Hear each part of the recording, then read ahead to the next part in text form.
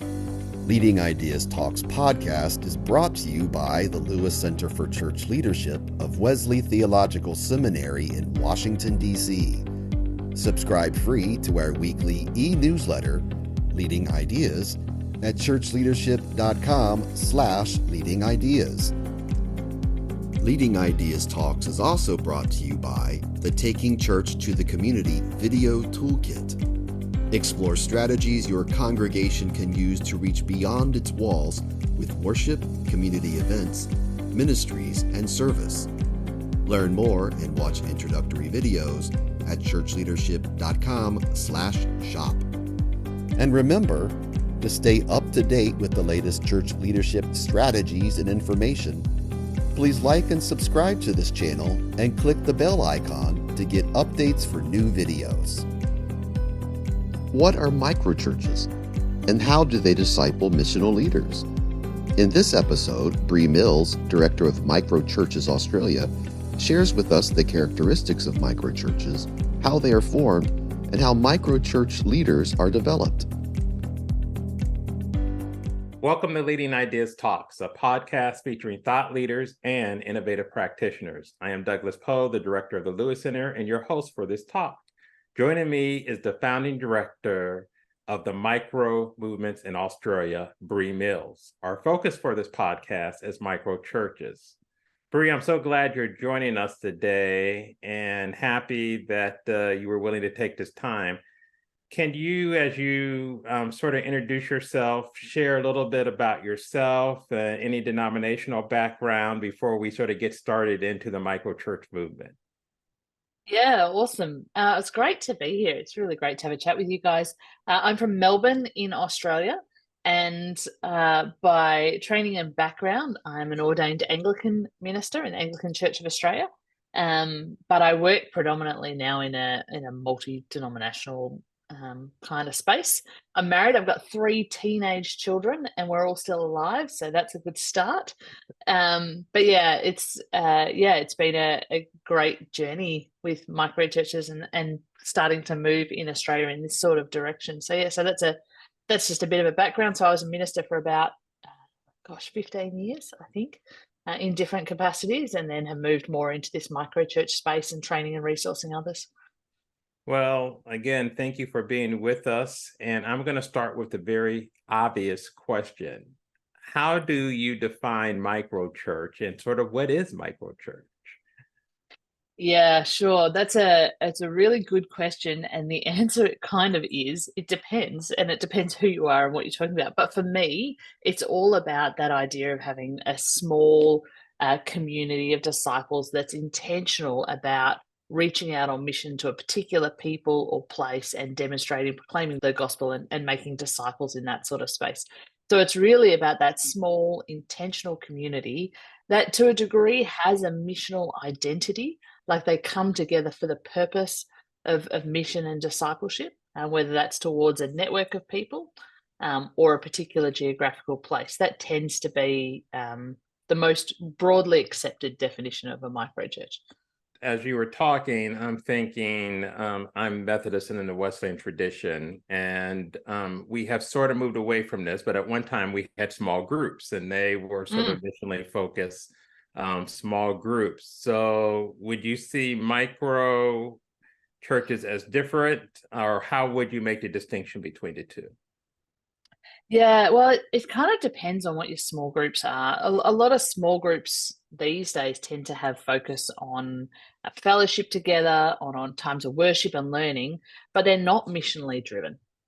So usually that's the biggest difference between a small group and a microchurch is they don't have that sense of being sent together out on mission. Maybe if it's a good group, they'll have a sense of individually going and doing that. But the goal of a microchurch is to go together and focus on a particular people or group or place together generally to reach out. That's one of the big differences. I think the other difference is that the microchurch is seen as church in itself, and it's a group of people who want to do life together and work together, as opposed to people who just come together once a week. It's a community. A lot of language is used around like extended families. It's a family on mission that does this work together, and I think that's quite a difference from a typical small group. I appreciate what you said in the last part. So a part of it, it sounds like, is there's an intentionality around sort of not just gathering on Sunday, but you really think about how do we structure our lives together for the whole week and live out our sort of missional lives daily, and whatever we're doing or thinking about in terms of moving forward. Yeah, absolutely. And to do that together. I think otherwise we tend to spend a lot of our weeks on our own as believers in complete environments that are just not supportive. So it gives you a sense of doing mission together with others and having that integrated. It's like there's that old African proverb that says it takes a village to raise a child, and I think it takes a village to raise a disciple too. So so it has that kind of village mentality to it. Right. Can you share how you got into this? So did you pilot a micro church at one time? Did you fall into it accidentally? So how did you Yeah. get into this, what is now called the micro church movement? Yeah, a mixture of fell into it accidentally and a really clear vision of God. So this started actually for me when I was working in youth ministry, and it came through an original youth ministry that we were trying in a small church, and we ended up reaching out to a whole lot of people that were never going to come into the church, and so we ended up with this kind of group on the side doing other things, and so that was kind of our first foray into this some other form of small church that was attached to or connected to an existing church. And then actually I moved to a new church. I'd taken on a job as a youth minister, and I was actually in the process of praying about which job. I had a couple before me to take, and God actually just gave me a really clear vision. And it was a bit of an odd vision, and I'm an Anglican minister, so this is not usual for Anglicans to receive kind of prophetic pictures and things like that. But it was a picture of these small square windows, and actually some people I knew in this church kind of reaching their arms through this window and trying to pull people through in. And I'm like, they're not going to fit. It was kind of a bit of a crazy picture. And then straight away, God showed me another picture of us standing at the corner of like our church block and then walking down the middle of the street and just inviting people to come and join us.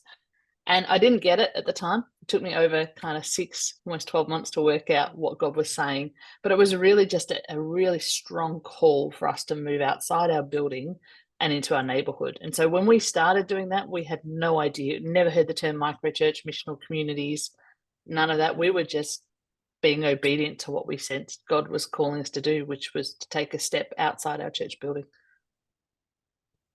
And as you took that step out and you started doing this, I've read and heard where you talked about sort of 5 characteristics now, sort of that you have sort of pulled together that you think frame micro churches. Do you mind sharing those 5 characteristics with our audience? Yeah, hopefully we're talking about the same ones, but yeah. For me, these are what we tend to call our markers of micro churches. Like this is, if you want to say, is it a micro church? The answer's got to be yes for me to these 5 things. The first one is it's got to be Jesus centered. There's a lot of things that happen in life and in churches that I think sometimes doesn't have Jesus at the center. So micro churches can't be birthed out of anything other than kind of God's leading and guidance, and they have to be centered around the person and the work of Jesus. So it sounds ridiculous and obvious, but for us, it's really important. And then there's kind of 3 other elements in terms of, well, what does a microchurch engage in? And for us, that's worship, community, and mission. So some people use language of up in and out around these. Our time with worship. That's not necessarily music, but anything that we do that ascribes that worth to God. That times of fellowship, and I think we've got to move away from that really simplistic idea of fellowship as a cup of coffee together after the service to something a bit deeper. That's really those one another's that Scripture talks about, and doing life at that deeper level as believers, and then mission and engaging in that mission together. So they're kind of the 3 elements that kind of sit at the center. And then I'm unusual because I add a 5th one that most microchurch practitioners don't. And that's, for me, I believe that microchurches have to be in partnership with the broader body of Christ. I actually don't think any single church is called to be the church on their own. We're all called to be part of the one church And that means that we remain in relationship and in connection with others around us, whether that's, your partner with a existing church, whether that's you have a network of micro churches, whether that's you've just got a good relationship with the other 3 churches around you, whatever that might be, you can't exist in isolation. I actually think it's a biblical imperative that we can't exist in isolation. So they're kind of the 5 things that I hold pretty tightly to. And I think when one of those is missing or something's going wrong in one of those, you can kind of see it really, really clearly. And that's where issues start to form with some of these micro churches. We could spend the rest of the time just around these 5 characteristics, but I have other things I want to get to, but I do want to do a couple of follow-up questions. Go for it. With the 5. So the first is, how do you sort of help to make sure these 5 become a part of the DNA or the fabric when a new micro church starts? Because I think the challenge is, all churches would agree, hopefully, with the 5 characteristics you've outlined. But the hard part is creating that DNA within a congregation. How do you get it, build it into? Then the second part, which I think is just as hard, how do you maintain it? So once you build it, as churches continue on and exist for a number of years, you start sort of losing some of that. So how can you sort of create it, and then how do you maintain it? Yeah, so we, in our training and resourcing of the micro churches we're connecting with, our questions when someone comes to us and says they want to start a micro church, they're based around these 5 characteristics. So they're based around, tell us why, what's the vision behind it? And basically, we're looking for that sense of God directed, not, well, my pastor at my church is doing something I'm unhappy with, so I'm going to go do this. And then we're like, hang on, that doesn't sound Jesus centered. We're going to tell you to go sort that out before you come back to us. So I guess there's a degree that at the starting point that we're checking and we're asking questions that are around these 5 from the word go. We're also helping people to set up rhythms. So when you think through the kind of worship, community, mission, you can actually see that lived out in whatever rhythms of life you have as a community. So if they're saying to us, we want to meet as a micro church, we're going to meet on a Sunday morning, we're going to read the Bible, and we're going to do this, I'm going to be like, great, that's excellent. That'll give you times of worship, times of fellowship. Tell me about how you're going to do times of mission.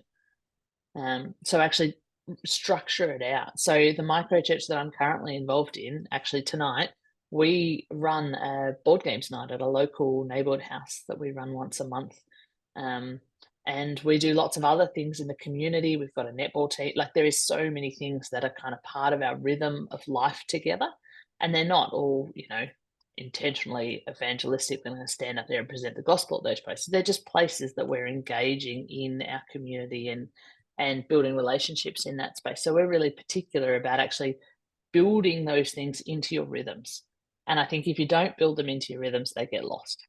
So I've seen lots of micro churches who have great intentions to do something in their community or to serve someone in their community, but they spend most of their time just whistling through ideas and never actually getting to do something because they haven't structured it into their gatherings. And they're so busy with their other gatherings of just, their Bible studies, their meeting with, triplets or whatever it might be, that they don't leave any time left in their calendars. So it's got to be structured into their rhythms of life. And really, the partnership is structured into their accountability. Who are you accountable to beyond yourself? You're accountable to a network. You're in accountability relationships with other pastors around you. So to a degree, when you build it, all of this can be structured into that process. And then depending on what metrics you use or what accountability mechanisms you use, it actually can be held in the same way that we come back and we ask every 6 months, how you going? What do your rhythms look like? We actually have a little tool where we talk about being Jesus-centered, worship, community, mission, and we're trying to get to the sweet spot in the middle. And we say, draw your community for us. Are you like huge worship at the moment with a little bit of community, a little mission? Like, you can actually visually get people to map out where they think they're at and therefore where they need to adjust. And so that's one of the tools that we use to just help people keep their eye on all 3 and not just get moved in one direction. I know your context is Australia, but I'm curious, are you aware of micro churches within the United States? And do you have any connection or relationship with any of those churches? I do. There's a lot of micro churches in the States, and they've been a great blessing to us throughout our journey. I remember I connected with the Underground Church in Tampa about 2015. So we were probably 4 or 5 years into what we were doing in Melbourne, and a friend connected me to this underground church that wasn't being public about what they were doing. And yeah, we just found great relationship and friendship with those guys and a lot of similarities about what we were doing. But we've connected with lots of different groups over the years in the US. There's the underground guys in the microchurch space. There's a lot of guys in the missional community space, and there's Yeah. some learnings from that we found helpful. And then even more recently, a couple of guys in the house church space, which is slightly different, but has been interesting to talk with them and hear their stories and things like that as well. So yeah, there's heaps going on in the States. I spent some time with a guy who's planted some micro churches through the Disneyland parks, which was Interesting. really, really, really exciting to hear his story. He's doing some great work training others through that space. But yeah, Mhm. really exciting. So the next thing I want to talk about is a little bit is leadership. So you're ordained Anglican, but I'm curious of if I came to you and I was not ordained, would I be allowed to start a micro church? Do I have to be ordained? Sort of what is it in terms of helping people to discern their role in terms of leadership of micro churches that you Yeah. also help people to think through? Yeah, I'd almost prefer you weren't ordained, to be totally honest, but that's not because I have anything against ordination, but because if you see a microchurch planted by an ordained person, then everyone else thinks they have to be ordained to plant one, and that's not the case. This is a lay-led kind of movement. So we equip anybody really who's a follower of Jesus, who wants to continue to grow in their relationship with him and to step out on mission. We'll equip anyone to lead a microchurch, irrespective of whether you're ordained, not ordained. A lot of people who lead microchurches, especially in Australia, have full-time jobs in Mhm. corporate, in other spaces. This is not a big, heavy job they get paid for. This is something they do off the side and around what they're already doing. So yeah, no, definitely don't need to be ordained. There's still a lot of training that we encourage people to do as microchurch leaders. I think there's a lot of responsibility in taking on the pastoral leadership of a microchurch. But that's also why I think it's really healthy to be in partnership with others in a network or, in partnership with a local church. It's great to have an ordained person around and kind of overseeing the network or just being a point of support and encouragement and resourcing. Because sometimes in these micro churches, you can run into some really challenging stuff to deal with. And having that sort of connection to the broader body of Christ means you can bring in people who have particular resources to be able to deal with those situations in a way that an everyday layperson may not have those resources. So you talked about training. So do you all have a training program? Again, so if I came to you and said, I believe Mm. God has called me to this ministry, would you then set me up with a training program before I started? So how would that work for someone who was late to begin this work? Yeah, so we have some training that we do as part of our network, which is Sent Collective, which is a church planting network in Melbourne.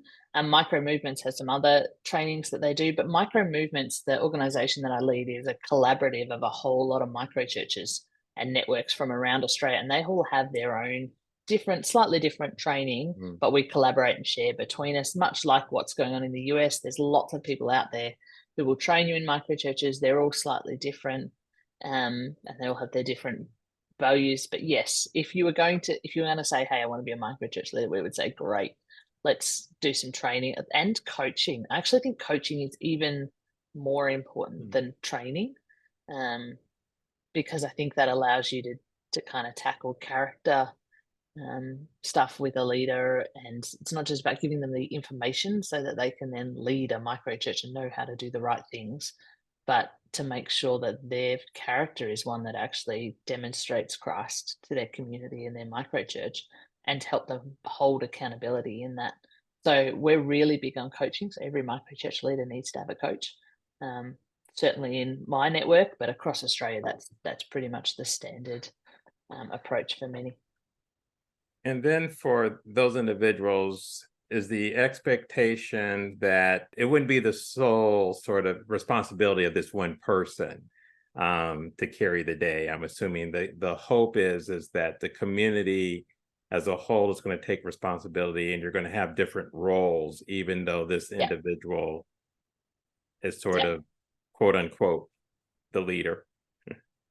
Yeah, well, we actually usually talk about it as a core team. We basically won't let you plant unless you've got a core team. So usually it's one person who's what we use the language of key leader. They're the one who comes to us and says, "Hey, I've got a heart for, women struggling with homelessness in the city." You're Yeah. like, "Great. There's your heart, there's your missional identity." Then we say, "Great, go and chat to some people, see if there's others who come alongside you who are interested in doing that too, and form a core team." And in that core team, we're looking for a good mix of gifts, different skills and training and resourcing. And that's the core team is what leads the community, not that key leader. The key leader holds the vision for the community. And so often they're the one who we will coach so that they can keep that vision centric in the community.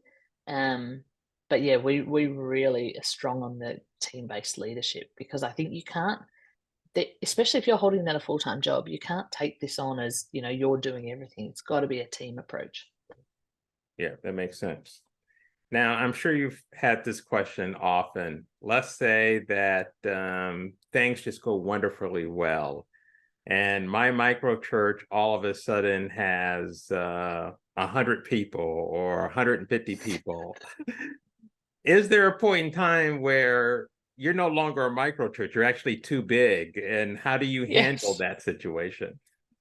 Yeah. That's a great problem to have. That would make you at 150, you're probably bigger than the majority of Australian churches, non-micro churches. Yeah. So we are really, our heart is to see multiplication. So we like to say that we like to see churches kind of multiplying wider than growing higher, if that makes sense. So we really want to see churches multiply. In Australia, we found that if you hit about 40, you really need to start moving towards multiplication. So we've had one in our house that included kids that was over 50, and it was a bit crazy. Thankfully, at that time, we had one big kind of rumpus room that worked for it. But that's about as big as I would see them grow in Australia. I'd be really keen to multiply them once they start getting over 35, to move in that direction. We've seen different things in Australia. So often they multiply, and there's different visions that arise as you see people come to faith. They have a sense of people they're called towards, and you kind of cultivate those visions and send them off. We have seen a couple of micro churches become congregations of a normal church, Wow, which has been interesting. really interesting. So we planted them as micro churches, but in both cases they were ethnic micro churches, so reaching a particular ethnic population. And because of the kind of cultural context of that ethnic congregation, they were often looking for high places to worship, basically. And so they'd reach their friends, they'd bring their friends, and they didn't want to be small. Like, just culturally, they wanted to get together with everyone. So they became congregations. Great. That's an excellent kingdom outcome. So I'm not particular on the model is the only way to go. It's really a starting point, and I'm hoping that that's something that either multiplies out. It can grow into a church. It can grow into just a congregation of a church. I think it can do any and all of the above. If I had a lot of control over church planting, I'd be encouraging every church planter to start with a micro church, rather than the model where they bring 50, 100 people and start a church that way. Start with a micro church so that you learn how to disciple people and let it grow out of discipleship rather than, transfer attendance from other churches. Yeah, that makes a lot of sense. And I think within the US context, we're moving more in that direction. But it's taken us a while to get there, because we sort of talked about, you did before, the thought was bigger was better instead of thinking in terms of micro churches. Yeah, it's actually really hard to disciple people well in a big context. So when our micro church hit 50, I was like, I'm not discipling these people anymore. I'm gathering them, which is great. But when it was 2025, we were actually able to disciple one another really well. And so that's why we've moved in that model and really pushed the multiplication arm. Well, Bree, as we get ready to unfortunately bring this to a close, I'm curious to hear your reflection. I think I know what you're going to say, even though this is the first time we talked. How would you respond to, there are so many faith communities out there. Why is there a need for another movement like the microchurch movement? Yeah, I think because there's still unreached people in our world. Like if that's my, I'll put Yeah. my little evangelist hat on. But genuinely, because I think the churches that we have are going to reach a certain group of people and we need them. I'm not a proponent to say shut down all our mega churches or our Right. neighborhood churches. They reach particular people and they will still continue to reach, I think, the de-churched population. But what we're seeing in Australia is that micro churches are reaching the unchurched, have never been to church in their life, have never been raised in faith, which in Australia is a much larger percentage of our population than in the US at the moment. People who have absolutely no affiliation with a Christian church, they're never going to come to a church or seek out a church. So the church actually has to move and seek them out. And I think that's why, for me, micro churches at the moment are a really key tool that we need to be thinking through and really stepping into, because I think they're going to reach people that we can't reach in other ways and reach them on their terms rather than on our terms. And I think for a long time, the church has asked people to come to us on our terms. And I actually think scripture might flip that the other way. Let me, one final question, just off of what you just said. I can picture, and I don't know if this happened in Australia, but I could certainly see it in the United States. Someone listens to the podcast and they love everything you say, and they're in a congregation. So they say, you know what? We can just start our own micro church right off of our congregation. How would you respond to that individual? I would say you can, but it would be even better if you talk to your church pastor and actually shared that vision with him and worked with them about what the possibilities could be. Our original network that we planted out of a place called Glen Waverley in Melbourne was a large church of about 500 people, and we started planting these micros alongside of it. We ended up having a kind of 12 or 13 micro churches planted alongside the existing church and running both in harmony mostly together. And what we saw was the resources of the large church really fed the small micro church movement, and the missional energy from the micro church really enlivened the predominant model church. And I'm a big fan of that kind of dual system. So I would be really encouraging people, don't leave and start your own thing, work together.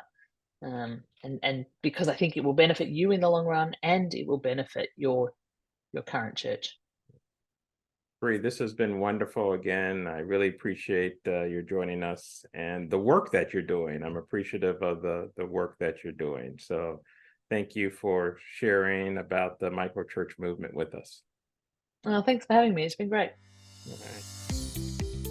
Thanks for joining us for Leading Ideas Talks.